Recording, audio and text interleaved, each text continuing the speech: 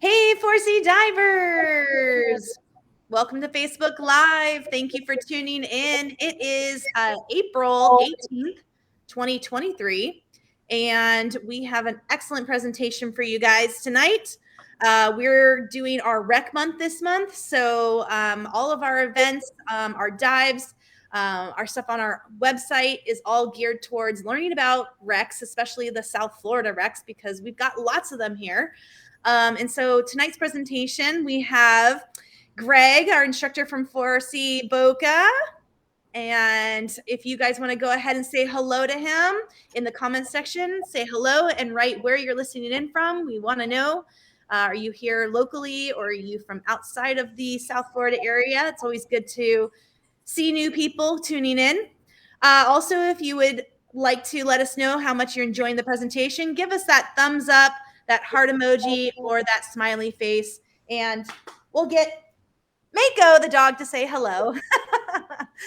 All right, so if you guys are not aware, when we do Facebook Lives, I like to reward you guys for tuning in and watching. So if you go to our website, www.force-e.com, and go to the event tab, scroll down till you find tonight's presentation, click on that before 6:45 and register. You put your name and your email address. And then what I do is I put it in a random name picker, and I'm going to do a raffle tonight.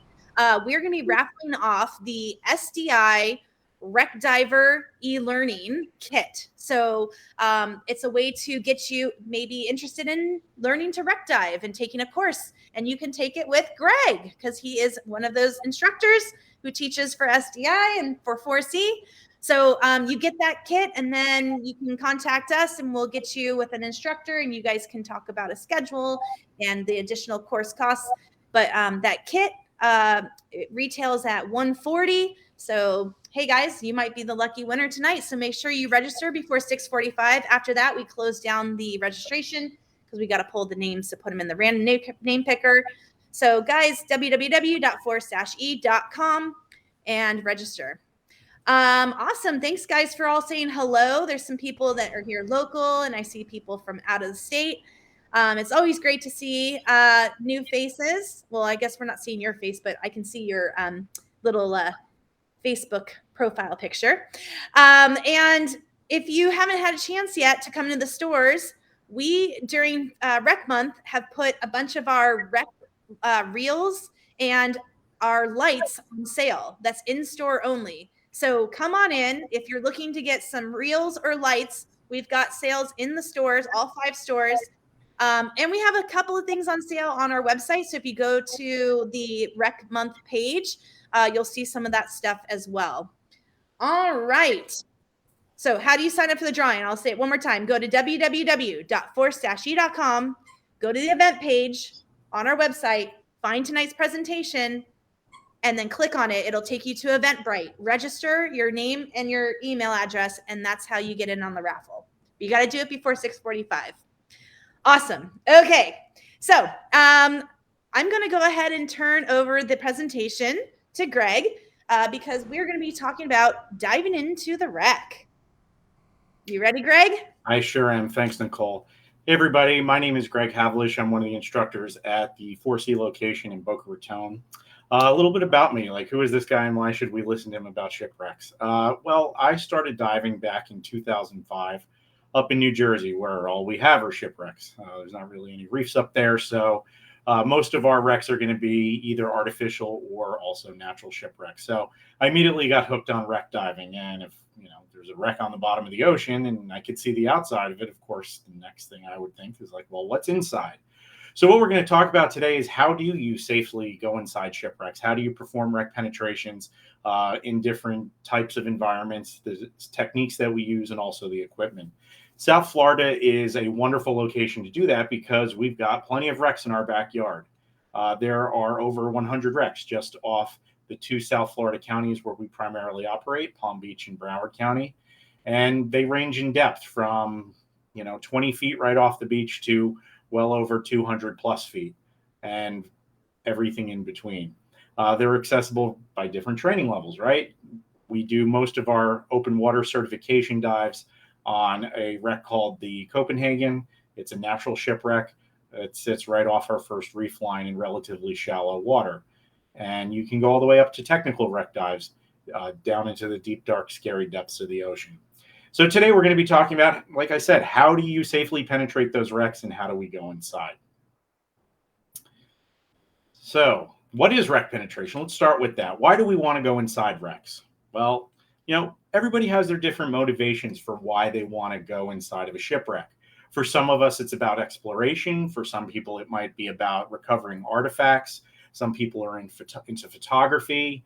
You might be into spearfishing. Whatever the motivations are, the inside of a shipwreck provides a completely different perspective versus the exterior of the wreck. So it really opens up the dive site and creates sort of a multifaceted experience that you can have while diving on sites that would be otherwise familiar to you, particularly on some of the larger wrecks where, the exterior is, big enough to explore over a couple of different dives. And then as you start to go inside, you can experience that site. Also great about the inside of shipwrecks is that, you can see the different workings of the wreck, particularly on wrecks that sank on accident, right? Whether they were the victim of a war or accident or whatever the case may be, those wrecks are oftentimes enshrined as a time capsule. And what you see inside that wreck is what you would see if that wreck were, on the surface of the ocean, steaming along at the time it went down. So there's different types of wreck penetrations. And we'll start with, the first one that most everybody is probably accustomed to if they've done a wreck dive, and that's what we call a swim through. Swim throughs are defined different ways by different training agencies. The definitions you're going to see here today are from SSI. That's one of the agencies that I teach recreational diving through. So we'll start with the swim through definition, which is a natural or artificial structure. So it doesn't necessarily have to be a wreck, but it has to meet the following criteria. It's got to be less than 30 feet in length at depths shallower than 100 feet. And this is the key point. It has to have separate and clearly visible entry and exit points free of obstruction or entanglement hazards. So for those of you who are familiar with, some of the wrecks that we have down here in South Florida, a lot of the wheelhouses that you can go inside, particularly on the shallower wrecks like the Okinawa, those would be good examples of a swim through. All right. Very easy to just, as the name suggests, swim through the wheelhouse. The next type of penetration that we're going to talk about is one that starts to get a little more advanced. This is still within the general realm of recreational diving, but we start to get on to the fringes of the difference between recreational and technical diving as well. An advanced penetration would be one that is described as a natural or artificial structure that restricts direct vertical access to the surface. So key point number one, but also has a clearly visible entry point. And at all times, the student can see a safe window of natural daylight large enough to allow access to the surface in an emergency. All daylight zone overhead environment dives require a fixed guideline that leads back to the entry point. And the line must be suitable to the environment, be tied outside of any overhead restriction, and must not require navigation decisions to be made. That's another key point about this, and where we really start to draw the line between like what is, an advanced recreational penetration versus a more technical penetration. The idea of having to make navigation decisions. If you remember the old Bugs Bunny cartoons, like when I was a kid, it's like, I should have made a left at Albuquerque. I should have made a left at the, telegraph that I saw 20 feet back, right? The idea is that we're not having to make those decisions in these advanced, but also not technical penetrations. The interior shot that you're seeing here, this is off on the Ancient Mariner, very popular wreck that we have here in South Florida. Probably the most infamous in terms of its history and with the broader community of South Florida. It was a floating restaurant at one point, and it was responsible for the largest hepatitis outbreak in Florida history, but much better served as a shipwreck. But what you can see on the slide here is that you have a very large entryway that allows daylight to pour into the interior, and then right behind where the shot is being taken, you can easily also exit that way. Although it's been a while since I've been in this hold. I want to say there is a bit of a zigzag in there. So if we were doing this with students, we would go out the way we'd come in and have a line fixed. But once you decide, all right, I've explored the limits of recreational penetrations, and now I want to get into something more technical, that's where we get into this idea of technical rec penetrations. I teach technical diving through TDI, Technical Diving International, up to advanced nitrox and deco procedures. They also have an advanced rec class that you can take that deals with some more of the techniques to make even more intrepid exploration into shipwrecks. But a lot of what we do on the regular here in South Florida, would still use those same techniques, but not quite maybe as deep or not quite as long of a distance covered in terms of explored distance into the wreck. So on the next slide, you're going to see the technical penetrations, and really what these are outside of the light zone. So the video you're seeing, this is inside the Hydro Atlantic. It's my favorite shipwreck. I guess technically my second favorite shipwreck. The Captain Dan's my favorite, which we'll see here in a minute. But the Hydro Atlantic, it's a deep wreck. It rests in about 175 feet of sand. At this point right here in this hallway, you're at about 150 feet. And at this point, you can see there is a line that is off on the bottom right of the screen there. And there's only one way in and there's only one way out of this hallway. It is very tight. And what is even more of a consideration is you'll notice on the lines there, the rope that's draped across, and all over the floor is a very thick layer of silt. So it's very easy to get into a silt out situation where visibility can drop to zero. All right. You'll notice too that the line that is in there looked a little old. It's not one that I personally laid down here. And there's different ways to do all of this, especially once you get to the technical level. I see somebody asking about cave diving. I don't teach cave diving, but a lot of these techniques kind of cross-pollinate between cave diving and advanced wreck diving. And really what they have to do is, how do you deal with an overhead environment, and how do you safely enter that overhead environment and then also exit that overhead environment. When it comes to wreck diving, I practice generally a technique called progressive penetration.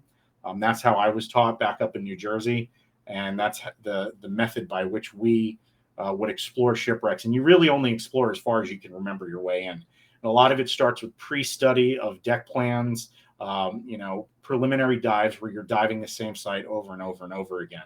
The most important thing with all of this is that this is really where you start to get into intrepid level diving that you need to have advanced training for. I get into conversations with people all the time, and they tend to have this idea or attitude that once I've done advanced, I'm fine. I don't need any more specialty courses. Well, I've seen people do some really scary things, especially when it comes to going into overhead environments. And this is not any time to take shortcuts or to try to skirt what the established techniques are to do this type of dive, particularly in deeper water. One of my teaching partners, the venerable Mr. John Gavin, loves to say, we don't get any smarter with 200 feet of water over our head. And that is a very poignant and important thing to remember. So if this stuff is interesting to you and you want to get into this type of diving, I can't stress enough how important it is to get instruction from somebody you trust so that you can learn to do these techniques safely. All of these in the technical realm have to do with being outside of the light zone, where you have to make certain navigational decisions, whether you're using lines, whether you're using strobe lights. We'll get to some of the gear considerations here in a minute. But also, what is your plan? All right. A dive plan is not, well, we're going to go down the line, we're going to swim around for a bit and come back. When you're getting into these technical level penetrations, it really becomes, okay, how are we going to move through this area? All right. And that starts with, certain things like practicing it on land. Who's going in first? Who's going in after that? How are we going to make the turnaround? Where are we going to make the turnaround? It's all about drilling down on the details of the dive plan and making it as precise as we possibly can. A lot of that also has to do with making sure that we have plenty of gas supply, that we're looking at our dive plan in terms of a gas plan perspective and making sure it's appropriate, making sure that we have the proper equipment so that we can safely explore these more intrepid areas. So on the next slide here, this is a penetration that I did on the Captain Dan. The Captain Dan sits in about a little over 100 feet of water. It's my favorite wreck by far. It was a Coast Guard ship. It was originally called the Hollyhock, and it was sunk in, I believe it was February of 1990 after it was decommissioned by the Coast Guard. And for a while, it was supposed to be a missionary vessel that never happened.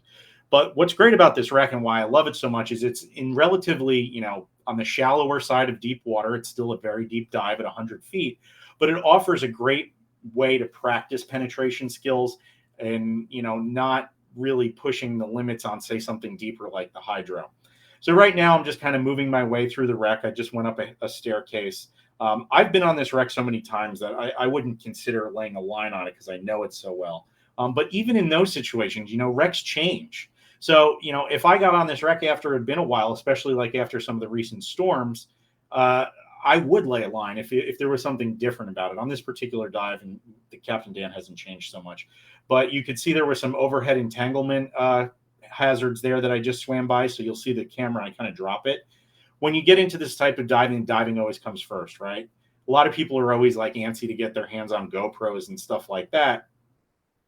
But, you know, you have to make sure the diving comes first. So I dropped the camera, put it down, moved through that entanglement area, and then continued on down the stairwell. Same thing is happening here, kind of figuring out how I'm going to orient my body and position myself in the water column.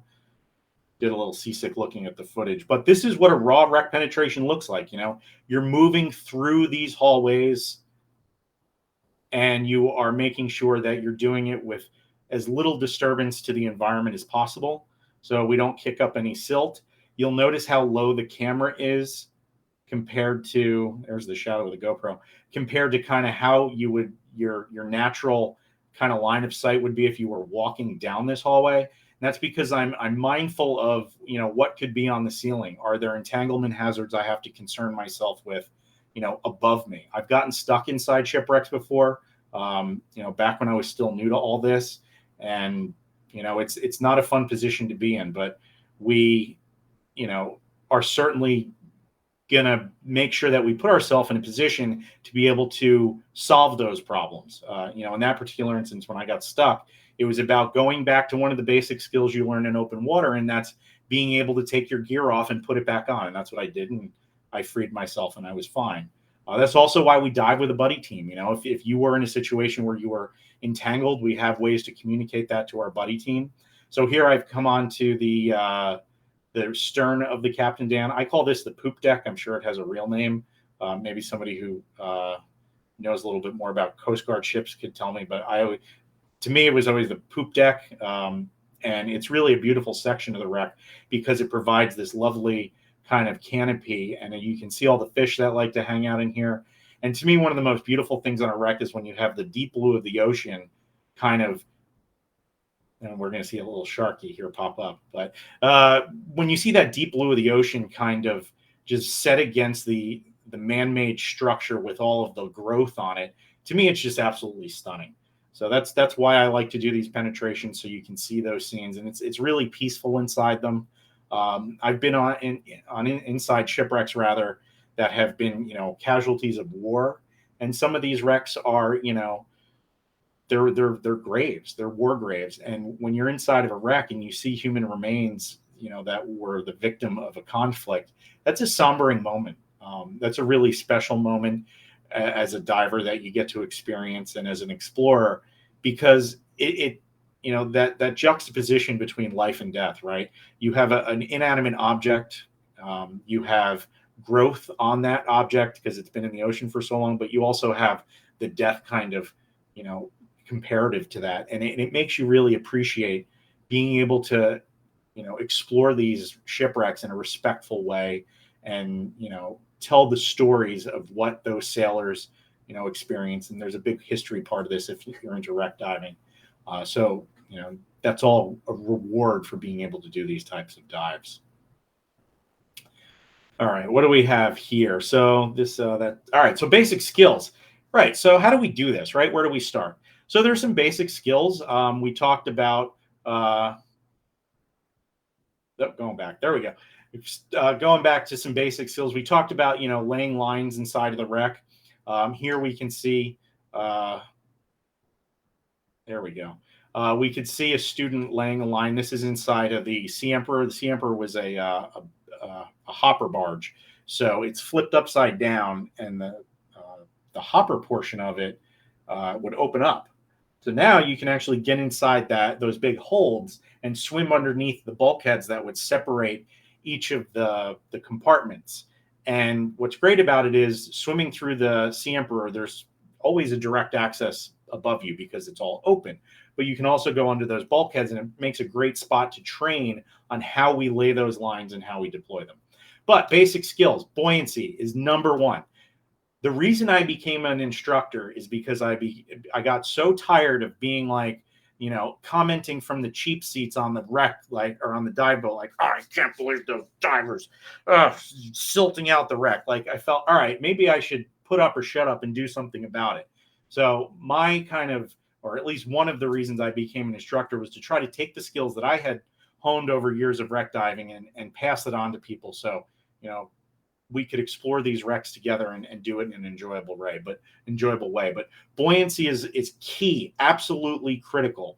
If you can't hold your position in the water column and you can't move through the water in an efficient and almost silent way, then you really need to work those skills so that you can be an effective wreck diver. Part of that is also streamlining, right? I've seen people come onto dive boats. They've got GoPro, scooters, lionfish spears, zookeepers, selfie sticks, tickle sticks. Pick one activity and go with that, and streamline your gear so that you can move efficiently through the water column while not dragging your equipment. Here you can see on the diver deploying the line here, the only thing that's really dangling is his light, and it's not dangling that very far. There's no SPGs all over the place. You're not seeing an octo just, nonchalantly cruising through the water, right? These things are stowed, all right? And they're set up in such a manner that we can get to them easily. Oftentimes we'll have redundancy so that we can get to critical equipment based on, if we were in an entanglement and that sort of thing. But it's really critical to have your gear squared away. We spend a lot of time in the pool going through the motions of trial and error, what works, what doesn't, to make sure that your equipment is set up correctly. Next is movement. Once you've got your gear streamlined and, how do we move through the water column? I like to say you need to have a silent upper body, right? You don't want to be flailing. You can't be moving through the wreck like this. You have to be able to keep your body still and just propel yourself with, deliberate and gentle movements of the fins. There's different kicks that we use when we travel through the interior of wrecks. The most popular is the frog kick, where you are, instead of fluttering like this, you're bringing your legs out and kind of pushing the water away from you so that fin wash gets directed behind you and not down. Okay. That's a skill that I make sure that we always practice in an open water class because I think it's critical, as well as the flutter kick. We'll modify those kicks and just make them smaller so that they're even less disturbing to the silt that could potentially be on these interiors. Also, the modified flutter kick. It's kind of I call it the cha-cha-cha kick because it's like cha-cha-cha-cha-cha-cha-cha. It's a lot of fun to do if you have the right fin for it. And surprisingly, you can move through the water even with a lot of gear on, which we tend to have when we're doing this. The helicopter turn, that's another critical skill, right? You have to be able to pivot, right? You have to be able to turn so that if you have to reverse course, you can't go like that. You have to be able to rotate your body like a helicopter without using your hands so that you can return to where you came from. Also, hand over hand, you make deliberate and gentle contact with the wreck. If it's, say, a ladder or, a bulkhead, you can pull yourself through, right? Now, there's a balance between doing that in a responsible way versus just, aggressively destroying the interior of the wreck. But the idea is that you always want to keep yourself ahead of the dive. You want to see yourself in the future of the dive when you're doing these types of penetrations. Where am I now versus where do I need to be? And what are the movements rather that I'm going to do to get there, right? So you're thinking and visualizing yourself through these dives, and it's really an important and fun part of being able to do these. Also, situational awareness, right? That goes back to where am I, right? You can't be clueless inside the shipwreck. You'll build these skills in a wreck diving class, so that, particularly in an advanced wreck class, so that you know how to position yourself and where you're going to move in terms of your location with the entrance and the exit, and how we're going to plan our route through the wreck. I mentioned gear remove and replace. Like I said, I got stuck inside of a wreck once. I was back up in New Jersey, and my pony bottle had gotten caught on a piece of cable that was draped on the inside. The wrecks up in New Jersey are not nearly as clean as the wrecks down in South Florida, so there's all kinds of entanglement hazards. So I panicked for maybe a quarter of a second. One of my dive mottos is "Don't panic," from Hitchhiker's Guide to the Galaxy, so I didn't. And I was like, "Oh, right." Took my gear off, flipped it around, got myself out of the entanglement, and I kept myself on my way. And we talked about visualization. So what comes next, right? So you've got the basic skills, right? Well, it's all about making a wreck dive plan. Plan your dive and dive your plan. I can't stress how important it is to make a dive plan and dive your plan.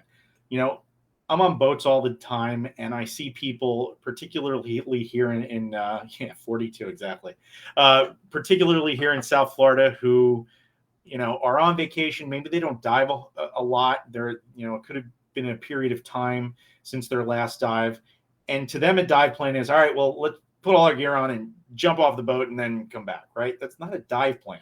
At the very minimum, your dive plan should include things like, how long are we going to be underwater? How deep are we going to go?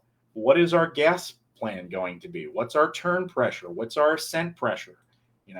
What are our hand signals going to be, particularly if you're teamed up with someone you've never been diving with before? What are our emergency procedures? All of these things are super important components of a dive plan, and you need to have one for every dive, regardless of if it's a 20-foot beach dive or a 200-foot tech dive. Also, you need to select appropriate dive sites, right? My fourth unofficial rule of scuba diving is, any diver can abort any dive at any time for any reason. And basically what that is, if you're not feeling the dive, don't do it, right? Don't let somebody push you into one of these kind of more intrepid penetration dives if you don't have the experience, right?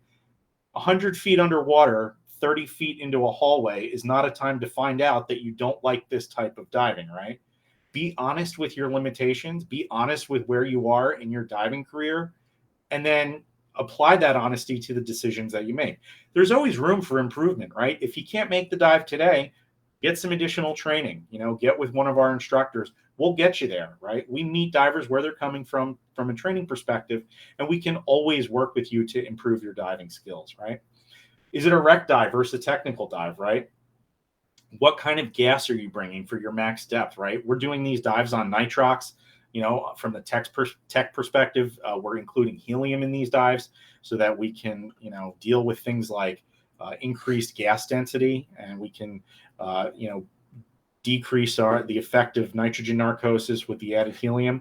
How are we going to plan our gas to make us as successful as possible as we make these types of dives? So, considerations for the plan, right? Listen to the dive briefing, right? This is another thing that drives me absolutely bonkers on boats, right? People are futzing with their gear, futzing with cameras, talking about what they want to have for lunch, not focused on what they're about to do. And they miss critical information that the dive boat, crew is giving you, right? Every dive boat here that's Coast Guard inspected, they're required to give you a dive briefing before they break the inlet. 4C will book you on boats that have been vetted and all the crew are exceptional.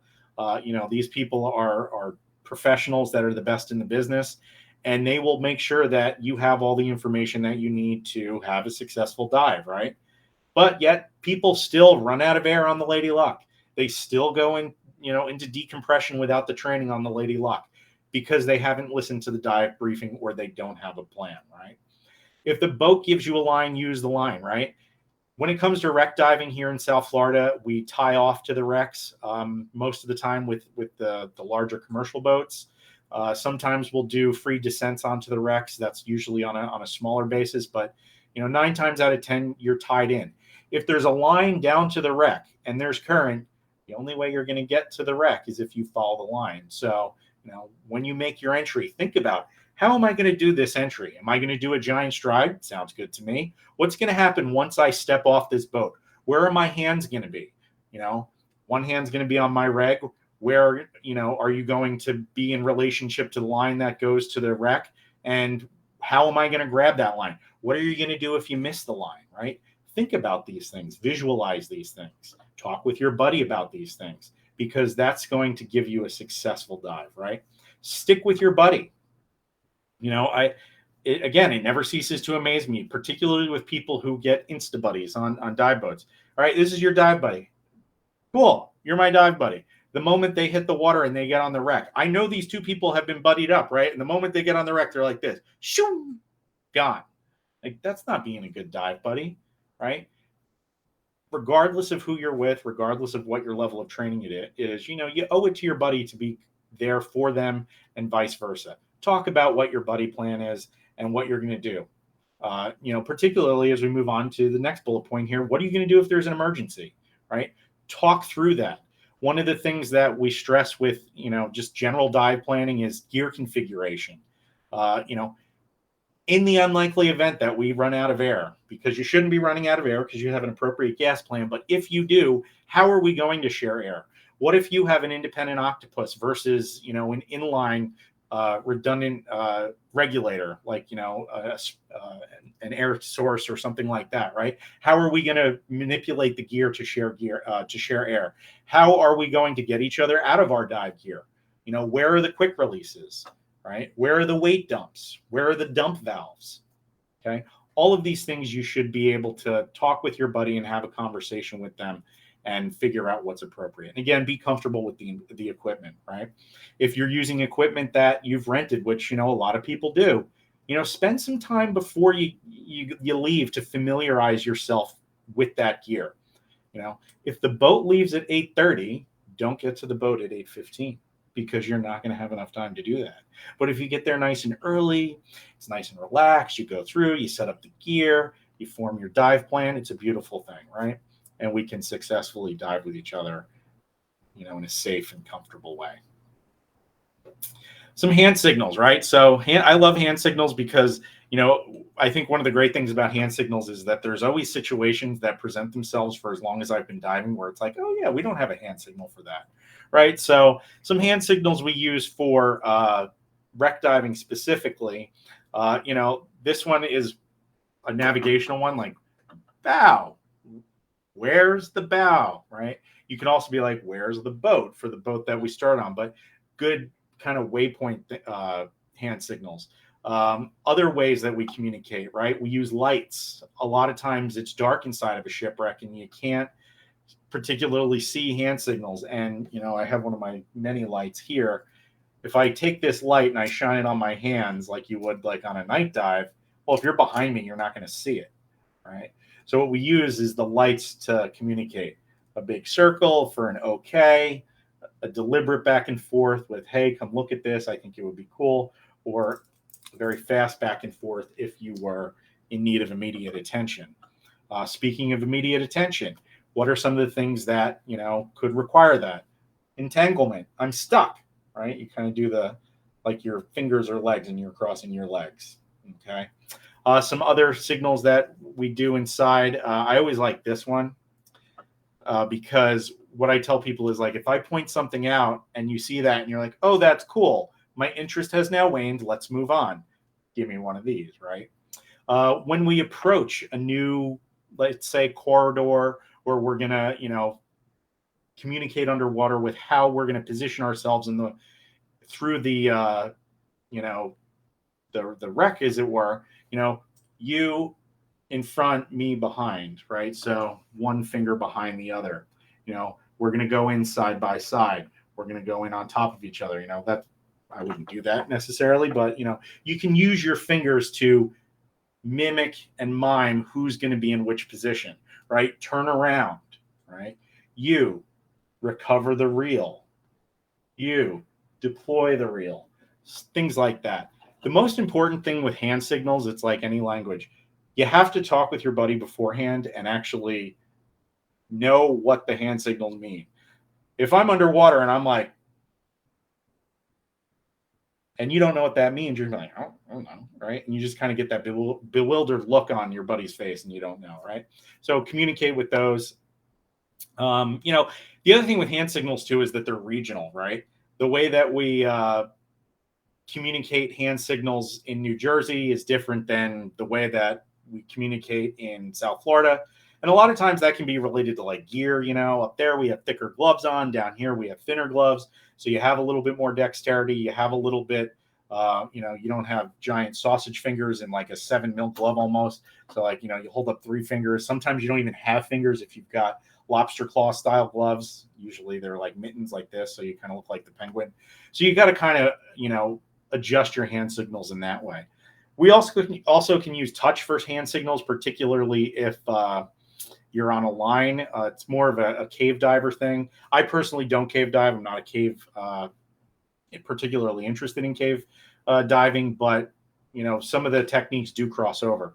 But physical contact between your hands and your buddy's hands to communicate, I'm okay or I'm stuck, let's go one way or the other. That's another way that we can do it.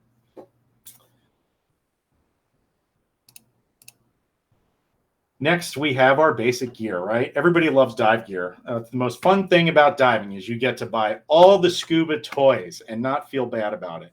But what is the essential gear that you need for being a successful wreck diver, especially as you want to venture inside them? Number 1, wetsuit, gloves, and a hood. I've seen people, especially in like the dead of summer in South Florida, are like, all right, let's go to the Lady Luck. And I'm like, oh, you're just wearing a rash guard. Okay. I've seen people do it.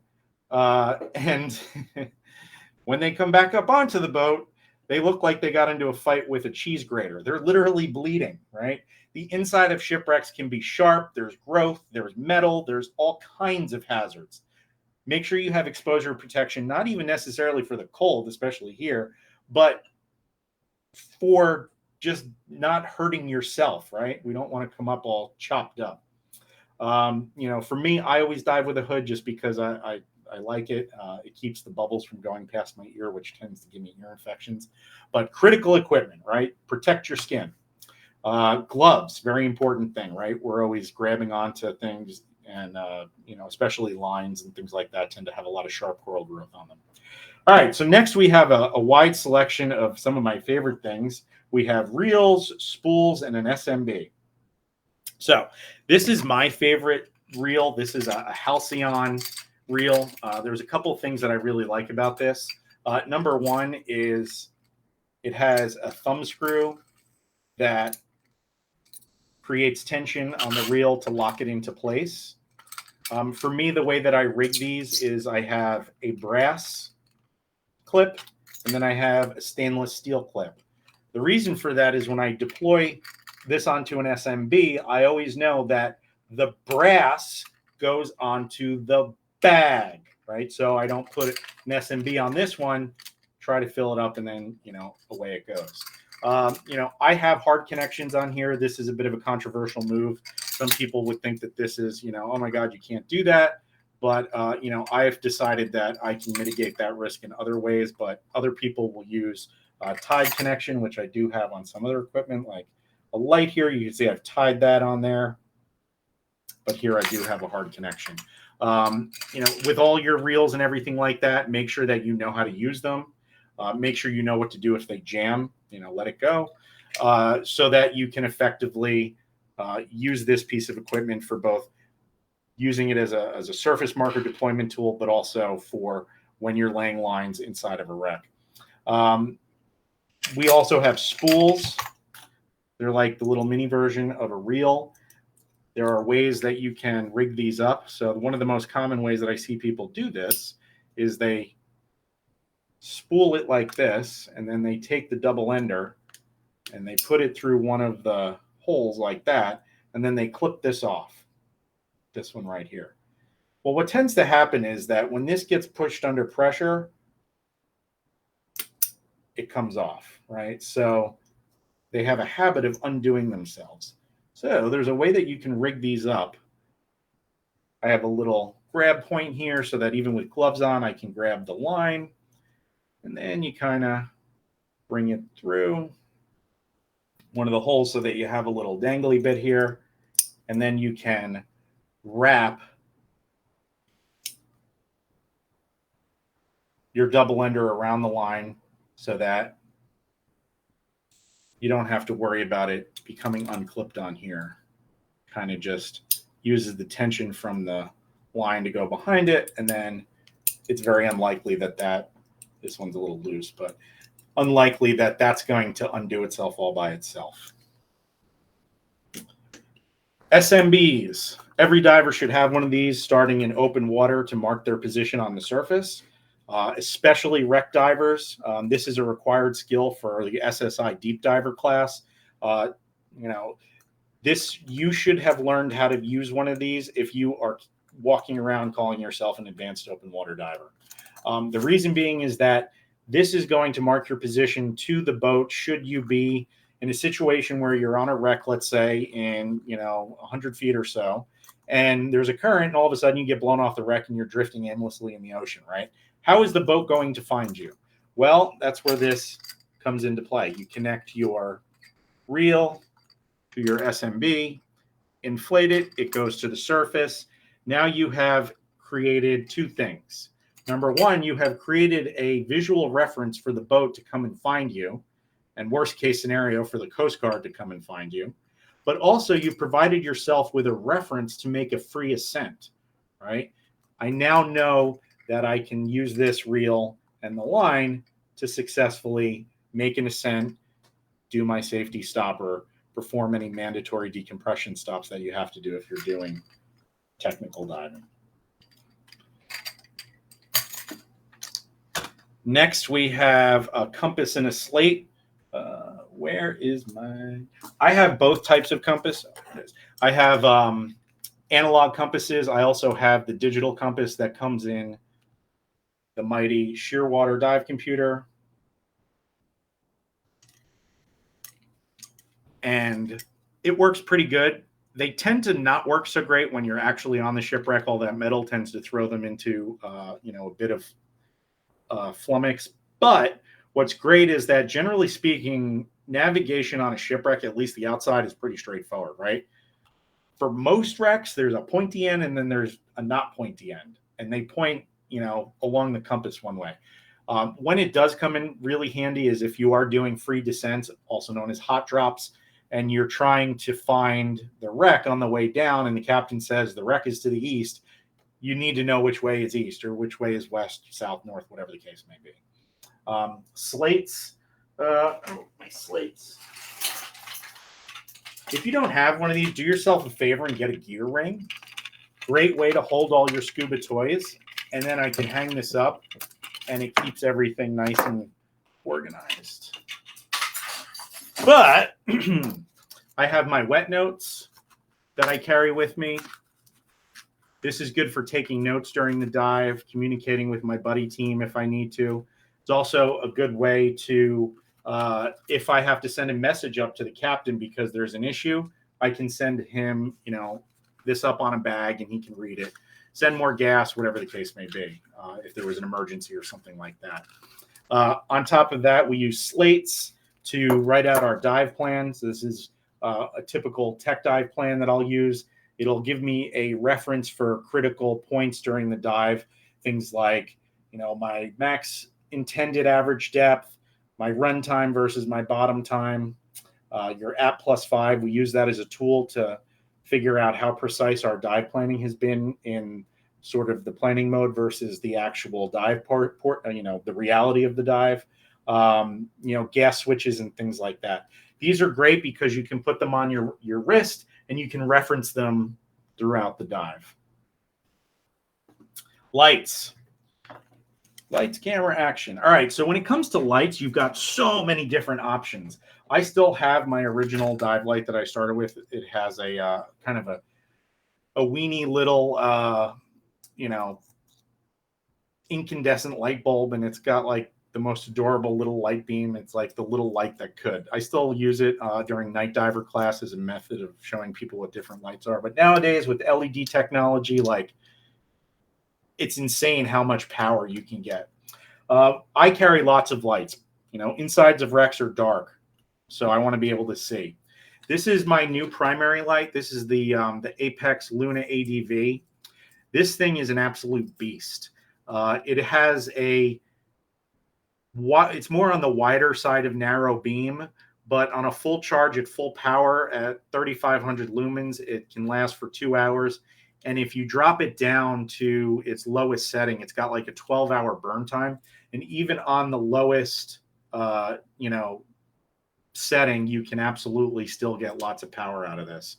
I love this light. So far, I've been really happy with it. And then for backup lights, I'll use smaller profile because I can just kind of tuck these away in a pair of tech shorts. I said a while ago I was going to standardize all my batteries, but I really like these Kraken lights, and I really like the big blue lights too.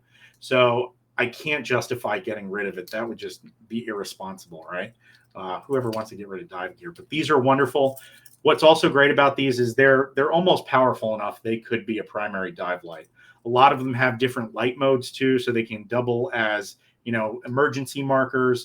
You can also use them with a strobe feature, although the strobe feature on these is not nearly as good as the strobe feature on an actual strobe light. We use these to mark positions on wrecks, especially if we're doing penetrations into deeper sections of the wreck. You can use this almost like a trail of breadcrumbs for progressive penetration. These are also really critical up in Jersey where, visibility is not so good. All right, next, cutting devices. How many cutting devices should you have with you? The answer is as many as you need to successfully cut something in a number of different scenarios. So, it starts with a typical dive knife. I like titanium dive knives because they're a little bit better in terms of longevity and the blade not needing as much TLC to keep it from rusting. The downside with these is that they tend to get duller faster, but even this one is nice, is sharp enough. When it comes to knives inside of wrecks, I always recommend putting your knife on the inside of your leg versus on the outside to prevent entanglement hazards. And this is one of 4 cutting tools that I traditionally carry, particularly when we're doing wreck penetrations. I'll have one on my leg. I'll have one on my belt of my BCD, of my harness. I'll also have one up in the shoulder area. And they're all different styles, right? The most common thing that I encounter, at least we encounter here in South Florida, is fishing line entanglements. So something to cut monofilament is great, but you have to, consider those hazards before you go. If I was up north diving some of the bigger wrecks up there where you've got cables and, fishing gear that's that thick, I'm going to have bolt cutters. I'm going to have a mini toolbox with me, and that's going to go into the dive plan so that we can successfully make our way through the wreck. Okay. I really like, they're called trilobite cutters. It's almost like a seatbelt cutter, because if you have to get your buddy out of their gear, especially in some of the harnesses that we use in this type of diving, there's no quick releases. So how are you going to get your buddy out? Using those tools, you can do it without having to wave this knife around their neck to cut the gear off, right? It's a much safer option, and they're really low profile, and you can stick them all in different places. A lot of people will put them on the straps for their shear waters. All right, next we have fins. So this is the fin that I will traditionally use for pretty much every non-wreck dive. This is an Aqualung Phaser. I think this is the best all-around fin available right now. It's got a lot of power. It has a really nice bungee strap on the heel, so you don't have to futz around with ratchet strap type fin straps. easy to put on when you're on the boat. And most importantly, they look really good. I mean, look at that design on the side. I mean, if we're not looking good when we do this, what's the point? No, I'm just kidding. But these are not so great when you're inside, of a tight hallway. In those situations, I'll switch over to a low profile fin, something like the Apex RK3. It's much shorter compared to the Phaser, right? And what's also nice about this is it's a little bit stiffer, particularly in the blade section. So when it comes to doing some of those modified kicks, especially like the modified flutter kick, you can get that power out of just a very minimal amount of movement, right? We don't need to go far. We just need to move when we're inside these wrecks. So, you don't have to be able to kick your way 100 feet with a single fin cycle. These, however, are terrible if you've got to actually go somewhere. I tried these out on a beach dive, and I was like, no way. This is very similar to the style fin that Coast Guard rescue swimmers use. As much as I'd like to think so, I'm not in as good a shape as a Coast Guard rescue swimmer. So, use an appropriate fin for the type of dive that you're going to do.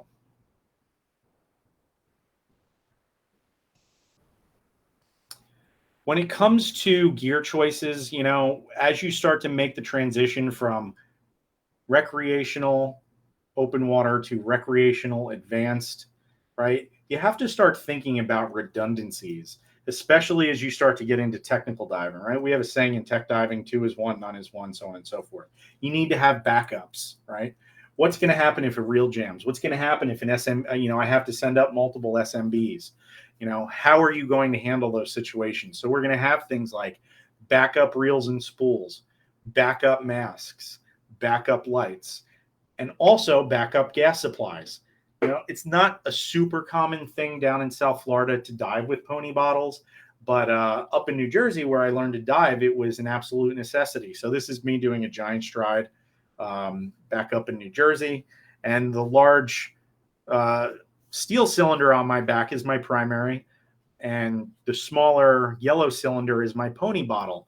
And that was not in my gas plan. That pony bottle was specifically for an emergency situation where I needed to have a completely redundant gas supply system. Up there, the reason we do that is because, the buddy system breaks down pretty quick when you're in very limited visibility. So you need to be, while we still dive with a buddy, you need to have a plan in place if your buddy isn't available to render aid in emergency situations. So that's why we have a pony bottle. You can also use twin sets with isolation manifolds. Those are pretty popular nowadays. You can also use like a single tank with Y valves or H valves. So you're having, different ways to access that back gas. Some people are into side mount. I've seen a real surge in side mount diving, which allows you to move the cylinders from your back to your sides. More popular in cave and cavern diving, but I do see people, dive it down here on wrecks and things like that. And it depends on, what kind of dive you're trying to do and where you're trying to go. There's places I can't go with back mounted doubles, right? Some people I know have met through the years that, were doing some of the really deep technical dives back in the 90s up in New Jersey. Like, these guys were taking their doubles off, passing them through a hole, in 250 feet of water and then putting them back on, right? Like that to me, back then they were basically cowboys, really pioneer and trailblazing the way for deep wreck exploration. But that's not something I'm going to condone or suggest you do. Also, it's not something I personally would do, right? I'm a big fan of using the appropriate tool and the appropriate gear configuration for the type of dive you want to do. And one of the themes I hope I've been able to articulate during this talk is that, we're getting into the type of dives where you really need to go into it with a little bit more of a plan in place. And these are the conversations you need to have with yourself and the rest of your buddy team.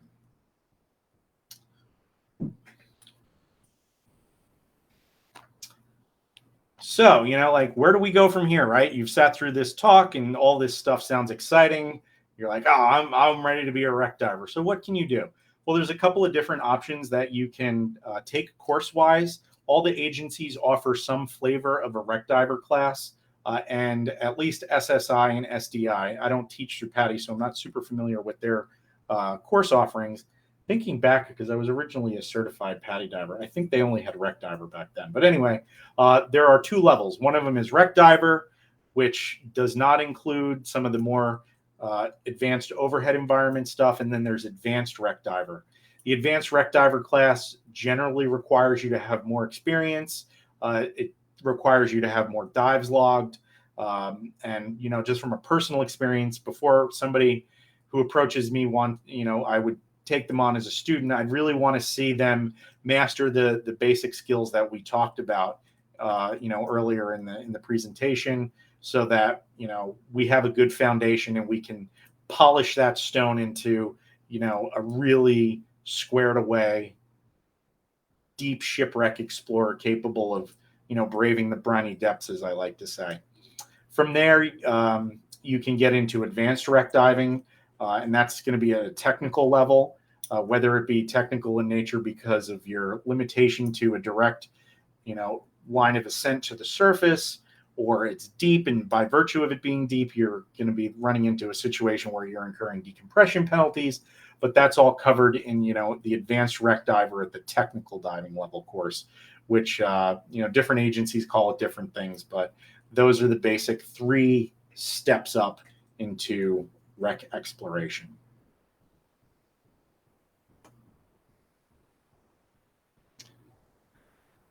So thank you to everyone who provided, the wonderful content for this presentation. Thanks to Nicole for asking me to be part of this. This is one of the topics that I really am passionate about, and it's the type of fun diving that I do. And thank you also to both Nicole and Mark for the wonderful photographs, and I hope you guys enjoyed some of the videos that we were able to show of some of these penetrations. If you're into wreck diving and you're into going to the Key Largo area, the weekend of April 29th and 30th, we're doing a Key Largo Wreck Trek weekend down to the Keys to explore the Spiegel Grove and, fingers crossed, the Weathers Cooperative and the Duane. You have the option of doing one or both days. You can dive Saturday, you can dive Sunday, you can dive Saturday and Sunday. Some of us are going to be spending the night and make it into a kind of nice little fun getaway weekend. If you want to sign up for that, you can head on over to www.force-e.com, and under the Go Dive In, or the events page rather, you can find all of our events there. And you can also call any of the stores and we can get you signed up for that trip as well.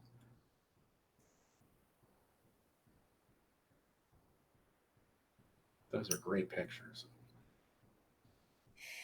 All right. So as Greg was saying, we have that trip down to do the Wreck Trek. Greg, did you mention they can go as a recreational or a technical diver on that trip? Oh, yeah. That's a great point. You can do the trip either on a recreational or a technical profile. We have people doing both. Basically, the boat pulls up to the wreck, and what you do once you get there is up to you in terms of your profile. So you have the option. Awesome. And guys, if you really want to do it, get signed up as soon as possible, because we do have, I think it's 8 spots left on the first day and 10 on the second day. But if those don't fill, or if those fill up, you don't want to miss out. Okay, so we talked about it's Rec Month at 4C. So I just kind of wanted to show you guys, if you go to our events page, and here's our event page, and this is that page I was talking about. It's our Rec Month page, and it has information on here. If you have not been able to watch some of our other Facebook Lives that we've done in the past, we have 2 really cool videos up. We have the Wreck Diver Facebook Live and the Technical Wreck Diver, and that's actually with John Chatterton and Al Cutchinson. So if you know who those guys are and you haven't watched it yet, make sure to go over there. If you want to learn, like you said, more about getting those certifications, we have them here on this page. You can click into here to learn more. And then we also have some of the rec gear that he was talking about. Some of these are your Reef Smart guides, so you can learn more about the wrecks in the area. We have books about them. We have these, what do you call these things? Slates that you can take on the boat with you. Some other books we have on here, Shadow Divers, another great book about, wreck diving, and our manuals, and we've got reels, lights, all kinds of fun things. So go on over to this page, and these are some of the things that Greg was talking about that you could put in your gear bag to get you out on the wrecks. All right, so we talked about doing a raffle, right? So I put everyone's name in the random name picker. I guess you can't really see it. There we go. All right. So we are giving away an SDI Wreck Diver e-learning course. Ooh, fat loot. So it's the academics, not the full course, but it's just the academics, which is retails at $140. So we're going to go ahead and select the winner.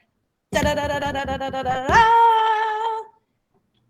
the winner is Lee Solinsky.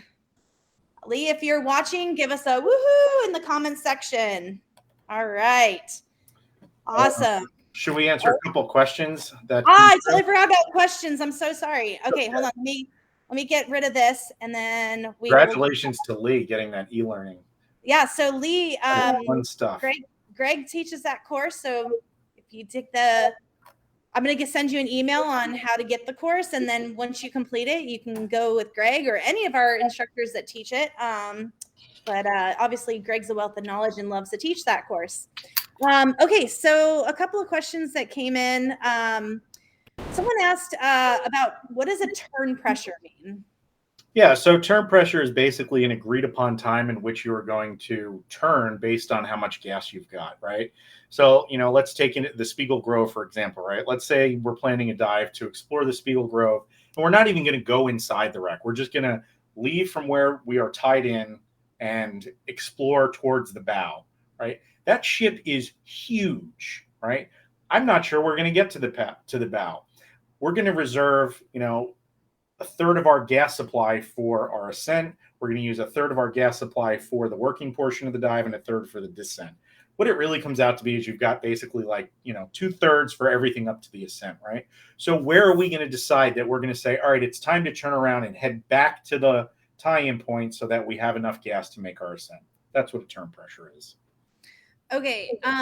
Something that you talked about how wrecks can hold a lot of history. The one thing you didn't touch about, and I want to make sure that you do, is when you go into a wreck and you find some artifacts, what are the general rules of removing said artifacts? Yeah, so it really depends where you are. Different areas have different restrictions. I personally am not a treasure hunter. I don't think I have much of any artifacts, if anything, but I know people who have lots of artifacts, right? And it really depends on where you are. Different regulations are going to govern that. And you have to really be also respectful for where those artifacts originate from. Me personally, I wouldn't take artifacts off of a war grave. I think that is ethically and morally inappropriate for personal reasons.